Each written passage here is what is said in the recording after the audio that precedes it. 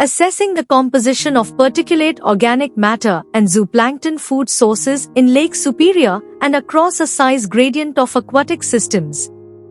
By Prosper K. Jiga, Elizabeth C. Minor, Joseph P. Verne and S. Leigh McAllister. Food webs in aquatic systems can be supported both by carbon from recent local primary productivity and by carbon subsidies, such as material from terrestrial ecosystems or past in situ primary productivity. The importance of these subsidies to respiration and biomass production remains a topic of debate. While some studies have reported that terrigenous organic carbon supports disproportionately high zooplankton production, others have suggested that phytoplankton preferentially supports zooplankton production in aquatic ecosystems.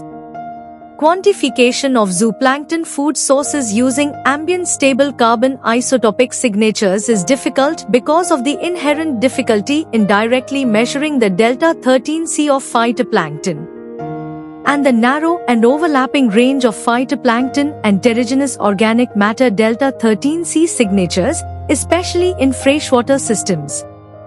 The objectives of this study were: 1. To use isotopic composition to assess the food sources of mesozooplankton in Lake Superior, and 2. To investigate food sources of zooplankton in a suite of other aquatic systems.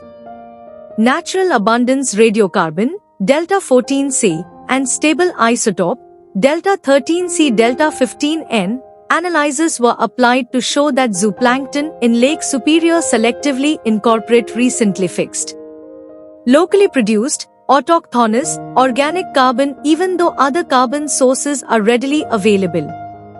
Estimates from Bayesian isotopic modeling based on delta-14C and delta-13C values show that the average lake-wide median contributions of recent in-lake primary production and terrestrial, sedimentary, and bacterial organic carbon to the bulk POM in Lake Superior were 58%, 5%, 33%, and 3%, respectively. However, isotopic modeling estimates also show that recent in situ production contributed a disproportionately large amount, median 91%, of the carbon in mesozooplankton biomass in Lake Superior. Although terrigenous organic carbon and all organic carbon from resuspended sediments were significant portions, median 38%, of the available basal food resources, these contributed only a small amount to mesozooplankton biomass, median 3% from sedimentary organic carbon and 3% from terrigenous organic carbon. The isotopic investigation shows that intermediate trophic level mesozooplankton in Lake Superior prefer to incorporate fresh autochthonous food, despite the availability of other organic carbon sources, and that upper trophic levels are likely not supported by terrestrial and/or resuspended sediment (OC) subsidies to the carbon cycle.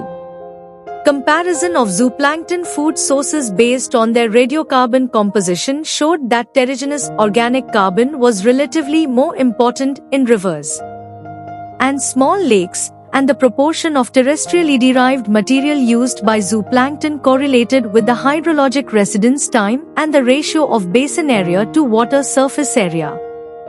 Further research should focus on the catabolic metabolism of mesozooplankton and both anabolic and catabolic metabolism in the microbial loop to further our understanding of such subsidies in the carbon cycle and energy transfer.